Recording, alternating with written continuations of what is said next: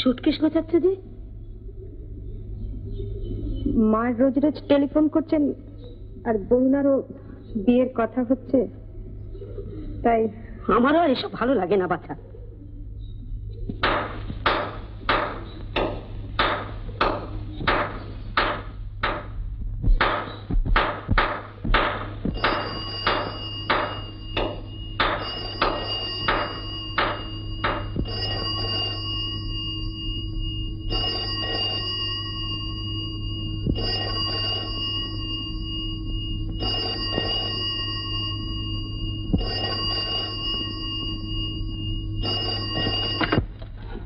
Hello, হ্যাঁ বলো।